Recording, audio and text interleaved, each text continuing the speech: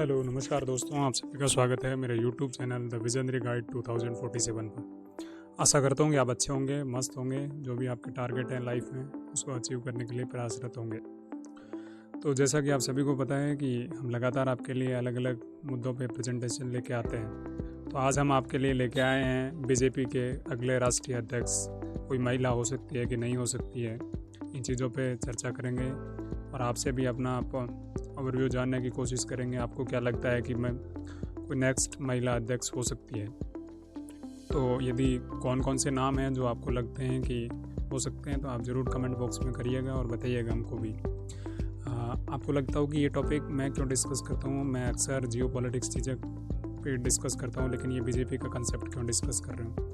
तो ये सिर्फ मैं बीजेपी के पॉइंट ऑफ व्यू से नहीं कर रहा हूँ। एक वुमेंस जो पार्टियां लगातार महत्व दे जा रही है और राष्ट्रीय अध्यक्ष बनाने की जो बात हो रही है वो एक्चुअली में एक इंडिया को एक नई डिफाइनेशन जर्नी की ओर लेके जाने वाली है। तो इसलिए एक राष्ट्रीय मुद्दा है, इसलिए हम इसको डिस्कस कर रहे हैं, न कि हम बीजेपी के पॉइंट ऑफ व्यू से और किसी एक पॉलिटिकल पॉइंट ऑफ व्यू से नहीं कर रहे हैं। तो बीजेपी का क्यों इस स्ट्रेटजी लेके आ रही है और क्योंकि आपको पता है कि एक नई चीज़ होने वाली है जो नहीं हुई आज तक। बीजेपी पिछले 45 साल से एक्टिव है, लेकिन अभी तक उनमें कोई महिला अध्यक्ष के रूप में नहीं आई है। लेकिन अभी पिछले बहुत समय से जब चर्चाएं चल रही है तो उन सभी से पता चल रहा है कि अब 2029 में बहुत सारे इंपॉर्टेंट चुनाव भी आने वाले हैं, जिसमें लोकसभा के भी हैं, स्टेट के इलेक्शंस भी हैं। उसके साथ अभी हाल ही में 2026 में तमिलनाडु, बिहार और बहुत सारे और स्टेट में भी इलेक्शन आने वाले। तो इन सभी चीज़ों को ध्यान में रखते हुए महिला जो मतदाता हैं उनको केंद्र में लाने की इनकी लगातार कोशिश चल रही है। और पिछला जो इलेक्शन हुआ उसमें महिलाओं की भूमिका बहुत ज़्यादा देखी गई थी, और जिसकी वजह से अनुमान लगाया जा रहा है कि अभी नेक्स्ट वो एक समय हो गया है कि इनको एक महिला प्रेसिडेंट की आवश्यकता है। आपको बता दें, पिछले 45 साल से पुराने इतिहास को एक नया मोड़ देने का ये जो फैसला होगा, तो इसमें लगातार मैन डोमिनेटेड एक रहा है और उसके लेकर भी बीजेपी को हर बार डिफेंड करना पड़ा कि क्यों है मैन, वुमेंस का महत्व नहीं दिए जा रहे हो, ये वो सब चीज़ें देखते हुए। तो पिछले 1-2 साल में बीजेपी ने डिसीजन लिया कि उनकी जो भी लोकसभा की सीटें होंगी उसमें जो 33% आरक्षण है वो महिलाओं को दिया जाएगा, और उसको चीज़ों को देखते हुए इस चीज़ को भी आगे बढ़ा रही हैं। और इसके पीछे जो मुख्य हाथ हैं वो उसमें सबसे बड़ी है आरएसएस की भूमिका, और उनकी सिफारिश या सहमति के बिना ये नहीं हो सकता कि वो नहीं बताए और ये इलेक्शन इस तरह से हो सके। तो ये सब इन चीज़ों के पीछे आरएसएस का बड़ा हाथ है, और शायद वो ही डिसाइड करेंगे कि क्या होगा।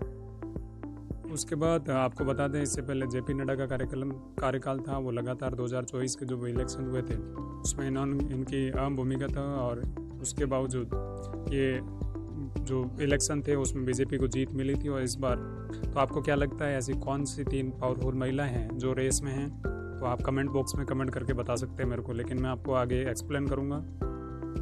जिसमें सबसे बड़ी इनके पीछे महिला वुमेंस को लाने का सबसे बड़ा एजेंडा है कि 33% वुमेन रिप्रेजेंटेशन का इनका जो गोल है उसको हासिल करना, और उसके तहत ही ये सारी चीज़ें हो रही है, ठीक है। तो इसमें सबसे पहले जो जिनका नाम आगे अग्रणी रूप में आता है वो है निर्मला सीतारमण का, जो इससे पहले डिफेंस मिनिस्टर रह चुकी है। उसके बाद अभी वित्त मंत्री है, और इनको भी हिंदी भी बोलनी आती है, और एक तमिलनाडु से बिलोंग करती हैं जहाँ बीजेपी बिल्कुल स्ट्रॉन्ग होल्ड नहीं है। तो बीजेपी चाहती है कि ऐसे कैंडिडेट के रूप में आए जो उनको तमिलनाडु में भी लीड मिले, उसके साथ नॉर्थ इंडिया और साउथ इंडिया का जो बैलेंस है उसको भी बनाने के लिए बीच में एक हो जन। और इनकी हाल ही में इनके बीजेपी के जो अध्यक्ष हैं जेपी नड्डा से इनकी मुलाकातें, और उसके बाद चर्चाएं तेज हो गई थी कि शायद निर्मला सीतारमण भी इस रेस में सबसे फ्रंट में है। लेकिन अभी बीजेपी का कुछ पता नहीं होता, उनका क्या चीज़ें होती है, कैसे होती हैं, वो सारी चीज़ें बाहर नहीं आके वो बाद में पता चल पाएगी क्यों है। अब निर्मला सीतारमण का जो मेन कैंडिडेट है वो ये है कि ये बीजेपी के लिए कल्चरल ब्रिज बन सकती है, जो नॉर्थ साउथ को बैलेंस के रूप में देखनी प्रोवाइड करेगी, और जिससे एक संतुलन बना रहेगा, और बीजेपी की जो स्ट्रेटजी है उसको पूर्ण तरह से ये लागू कर पाएंगे, ठीक है। उसके साथ जो नॉर्थ इंडिया जो हिंदी बेल्ट है, साउथ इंडिया का जो वोटर्स हैं, उन दोनों के बीच में एक्सेप्टेबिलिटी ला सके, इनकी भी हिंदी अच्छी है, तो ये नॉर्थ साउथ को भी उन चीज़ों को करने में बहुत अच्छी भूमिका निभा सकते हैं। उसके अलावा एक बहुत इंपॉर्टेंट चेहरा है डी पुरंदेश्वरी का, जिनका नाम राष्ट्रीय स्तर पर ज़्यादा चर्चा में नहीं रहा है, बहुत सारे लोग इनको जानते भी हैं, लेकिन पार्टी के अंदर इनका काफ़ी कद ऊंचा है, जिसकी वजह से ये कयास लगाए जा रहे हैं कि पुरंदेश्वरी का भी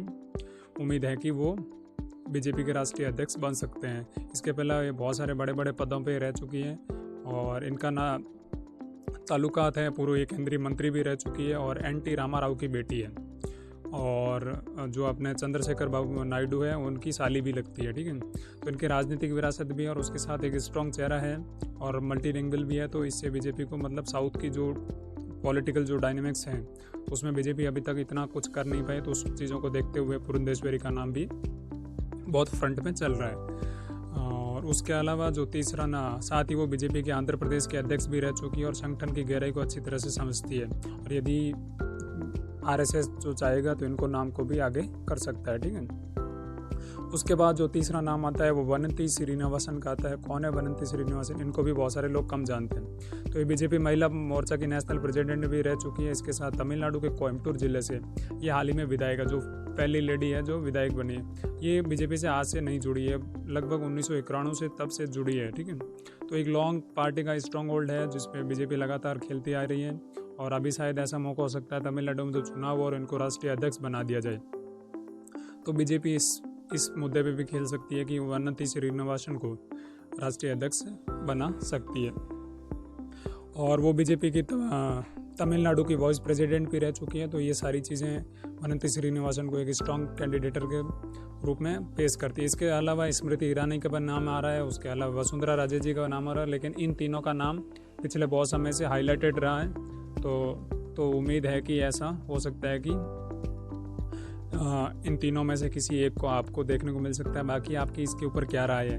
आपको लगता है कि वनंती श्रीनिवासन या डी पुरंदेश्वरी और निर्मला सीतारमण में से कौन जीत सकती हैं? तो आपको ऐसा लगता है तो आप कमेंट बॉक्स में बताइएगा। इसके अलावा यदि आपके अंदर कोई भी दूसरा नाम लग रहा है तो आप आराम से उसका कमेंट बॉक्स में बता सकते हैं कि हमें लगता है ये बन सकती है। बाकी आने वाला टाइम बता देगा कि क्या क्या चीज़ें हो रही। तो आपको लगता होगा कि बीजेपी ये महिला कैंडिडेट क्यों ढूंढ रही? क्योंकि इससे पहले जब कांग्रेस की बात करें, क्योंकि इनका स्ट्रॉन्ग जो विपक्ष है, ओपोजिशन है, वो कांग्रेस है। तो कांग्रेस में इससे पहले इंदिरा गांधी जी और सोनिया गांधी जी भी राष्ट्रीय अध्यक्ष रह चुकी है, और अभी शायद कांग्रेस को एक उम्मीद है कि वो प्रियंका गांधी को 2029 से पहले लॉन्च करेंगे। तो बीजेपी शायद इनकी जो रणनीति है उसको पहले से पकड़ के वुमेन से करके, क्योंकि मुद्दे को चेंज कर लेंगे, और जिससे कांग्रेस को काउंटर करके ये चीज़ों को आगे बढ़ा सकते हैं। शायद ऐसी मेरी राय है। आपको क्या लगता है कि प्रियंका गांधी भी बन सकती है क्या? यदि प्रियंका गांधी बन जाएगी और इधर से वुमेन्स कैंडिडेट हो जाएगा तो एक फाइट देखने को मिल सकती है। दूसरे मुद्दों से भटक के एक महिला बेस लेकर आपको पॉलिटिक्स देखने को मिल सकती है। यह देखो, पूरे भारत की पॉलिटिक्स है और आने वाले डिसाइड करेगी किस तरह से फ्यूचर होगा। तो हमारा टॉपिक शायद उससे रिलेटेड था, ना कि किसी एक पर्टिकुलर पार्टी से रिलेटेड था। आशा करता हूँ कि हमारी प्रेजेंटेशन अच्छी लगी होगी। बाकी आपके क्या विचार है, कौन बन सकता है, कौन स्ट्रॉन्ग कैंडिडेट है? यदि वुमेन्स बनती है और वुमेन्स इस तरह से आगे बढ़ती है और एक कोई नेशनल इतनी बड़ी पार्टी यदि वुमेन्स प्रेसिडेंट बनाती है तो महिलाओं के लिए बहुत बड़ी बात है। और जो भी महिलाएं ये देख रही है तो एक लाइक, शेयर, सब्सक्राइब जरूर करिएगा। शुक्रिया, आप सब हमारे साथ बने रहे हमारी प्रेजेंटेशन में। धन्यवाद आप सबका।